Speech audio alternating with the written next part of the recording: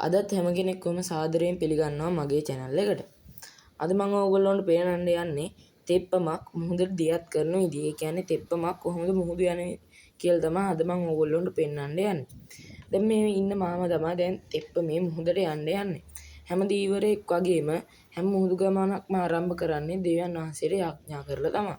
දැන් මේ මාමත් දෙවියන් වහන්සේට යාඥා කරන ගමන් තමයි ඉන්නේ. මේ වෙරළ ඉස්සරහට වෙන්න තමයි දෙවිමෑණියන්ගේ සුරුවමක් තියෙන්නේ. අන්න ඒ පැත්ත හැරලා තමයි යාඥා කරන්නේ. එහෙනම් අපි බලමු කොහොමද මේ තෙප්පම මුහුදට යන්නේ කියලා.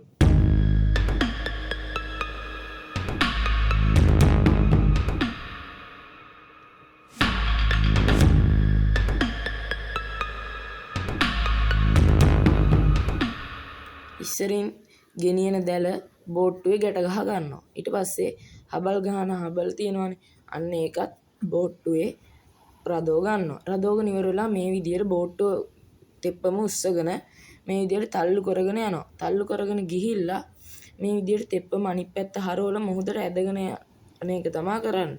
මෙහෙම ඇදගෙන ගිහිල්ලා තෙප්පම තල්ලු කරගෙන ගොඩක් දුර ගිහිල්ලා තෙප්පම නැගලා හබල් ගහගෙන යනවා. එහෙම තමයි තෙප්පමක් දියත් කරන්නේ. ඔයගොල්ලෝ බලන්න කොහොමද ඒක කරන්නේ කියලා.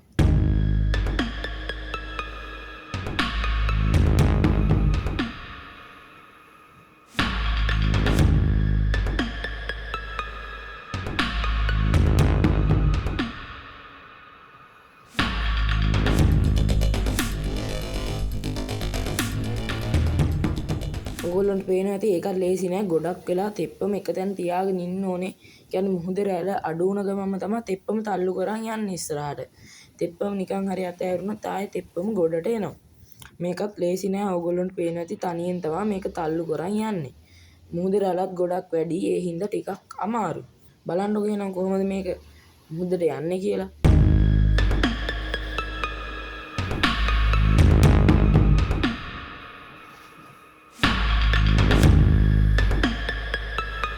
ඔයගොල්ලන්ට පේනවා ඇති දැන් තෙප්පම දියත් කරා මුහුදට.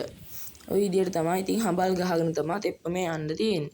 තෙප්පමේ යන එක ලේසි නෑ. හබල් ගහගෙන කිලෝමීටර් 2ක් විතර මුහුදට යනවා. ගිහිල් ඉවර වෙලා තමයි දැල් එලලා මාළු අල්ලන්නේ. මං එහෙනම් ඔයගොල්ලන්ට දැන් පෙන්නන්න තෙප්පමක් කොහොමද ගොඩට එන්නේ කියලා. මෙන්න මේ විදියට තමයි ඉතින් තෙප්පමක් ගොඩට ඇදගෙන එන්නේ. කට්ටියක් එකතු වෙලා ගොඩට ආපු තෙප්පම මේ විදියට ටිකක් වෙරළ උඩට ඇදගෙන එනවා. ඇදගෙන ඇවිල්ලා තමයි දැල බාගන්නේ. මෙන්න මේ බෝට්ටුවෙන් දැල බාන විදියටම තමයි තෙප්පමෙනුත් දැල බාගන්නේ. ඕගොල්ලෝ මං දාපු කකුල අල්ලන වීඩියෝ එක බැලුවේ නැත්තම් අනිවාර්යෙන් මේ වීඩියෝ එකත් බලන්න කියලා මතක් කරනවා. ඒ වගේම මේ අද මම ඕගොල්ලන්ට ගොඩක් පුංචි වීඩියෝ එකක් තමයි ගෙන ආවේ. තෙප්පමක් දියත් කරන විදිය දන්නේ නැති කට්ටියට තමයි මේ වීඩියෝ එක අරන් ආවේ. මේ තෙප්පමක් දියත් කරන විදිය දන්න කට්ටියත් ඇති. ඒගොල්ලොන්ටද මේ වීඩියෝ එක අරන් ආවේ. දන්නේ නැති කට්ටියට තමයි අරන් ආවේ. එහෙනම් ඉතින් මේ වගේ වීඩියෝ එකකින් හමු වෙමු.